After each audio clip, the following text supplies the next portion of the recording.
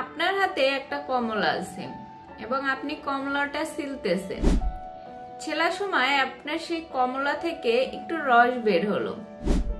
সেই রসটা কিসের হবে? অবশ্যই কমলার হবে, কারণ হইতেছে কমলার ভেতর থেকে কমলার রসই বের হয়, অন্য কোনো কিছু রস বের হবে না। কমলার ভেতর থেকে যেমন কমলার রস বের হবে, সেরকম অন্য কিছু হলে সেরকমটাই বের হবে। আপনার হাতে যদি অন্য কোনো ফল থাকে বা অন্য কোনো কিছু থাকে, সেটা থেকে সেই রসটাই বের হবে। বেদানা থাকলে বেদানার রস বের হবে, আপেল থাকলে আপেলের রস বের হবে, বা যে কোনো ফল হোক বা যে কোনো কিছু হোক সেটার রসই বের হবে। ঠিক আমাদের জীবনের মতো। এই কথাগুলো এই জন্য বলতেছি যে আমাদের জীবনটাও এরকম, আমাদের লাইফটাও এরকম।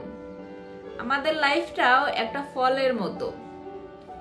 আপনার ভিতরে যদি ভালো কিছু থাকে, তাহলে পরিস্থিতি বা চাপের কারণে আপনার ভিতর থেকে সেই ভালো কিছুটাই বের হবে।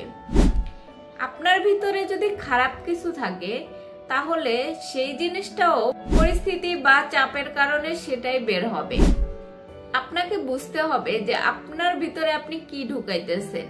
আপনার ভিতরে যদি রাগ, ক্ষোভ এসব দিয়ে ভরা থাকে, তাহলে পরিবেশের যে একটা চাপ আছে বা পরিস্থিতির যে একটা চাপ আছে, যে কোনো চাপ হোক, আপনার ভিতর থেকে সেই রাগটাই বের হবে, আপনার ভিতর থেকে সেই ক্ষোভটাই বের হবে। আর যদি আপনার ভিতরে ধৈর্য থাকে, তাহলে আপনি যে কোনো পরিস্থিতি হোক, আপনার ভিতর থেকে ধৈর্যটাই আসবে।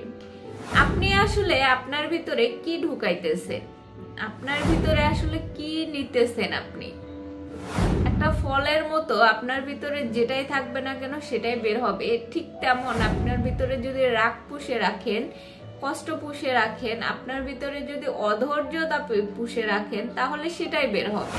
আর আপনার ভিতরে যদি আপনি ধৈর্য ধরে রাখেন, আপনি যদি সহনশীল হয়ে থাকেন, আপনার ভিতরে যদি আপনি সবসময় নেগেটিভ চিন্তা না করে পজিটিভ চিন্তা রাখেন, তাহলে দেখবেন আপনার যে কোনো পরিস্থিতিতে এইসবই বের হবে। আপনার ভিতরে যা আছে, আপনার পরিবেশ পরিস্থিতির চাপের কারণে সেটাই বের হয়ে আসবে। আপনার ভিতরে কি আছে সেটা আপনাকে বুঝতে হবে, কি নিতেছেন আপনার ভিতরে।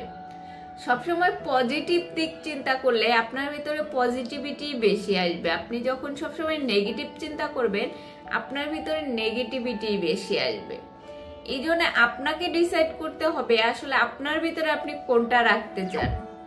ধৈর্য রাখতে চান নাকি রাগটাকে রাখতে চান? আপনি আপনার ভিতরে সব সময় যে জিনিসটা ঢুকাবেন, সেই জিনিসটাই আপনার জীবনের বা সব কিছুর ক্ষেত্রে, প্রতিটা ক্ষেত্রেই চলে আসবে। খাবারের ভিতরে যেমন যে কোনো উপাদান মিশান না কেন, যদি খারাপ কিছু মিশান শরীরের জন্য সেটাই ক্ষতিকর। শরীরের জন্য সেটাই ততখানি উপকারী যতখানি ক্ষতিকর একটা উপাদান আপনি খাবারের ভিতরে দিতেছেন সেটার কারণে।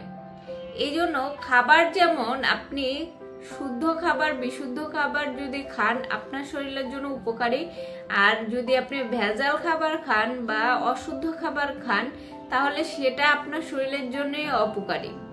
এই জন্য আপনার শরীরের ভিতরে যেমন আপনি ভালো খাদ্য দিতে চান, সেরকম আপনার যে ভিতরের যে মানসিকতা, সেটার মধ্যেও আপনাকে ভালো কিছুই দিতে হবে। আপনি যদি ভালো কিছু নিতে চান, ভালো কিছু নেন, তাহলে আপনার লাইফটা চেঞ্জ হবে এবং আপনি অনেক কিছুই করতে পারবেন। পরিস্থিতির চাপ হোক বা যে কোনো চাপ হোক, আপনি সেটা সামাল দিতে পারবেন। তাই নিজের ভিতরে পজিটিভিটি রাখুন, নেতিবাচক ধৈর্য রাখুন। কোনো কিছু থেকে নিজেকে অধৈর্য করবেন না। সবাই যে কোনো পরিস্থিতি হোক না কেন ধৈর্যের সাথে মোকাবেলা করবেন। সবাই ভালো থাকবেন, সুস্থ থাকবেন। আল্লাহ হাফেজ।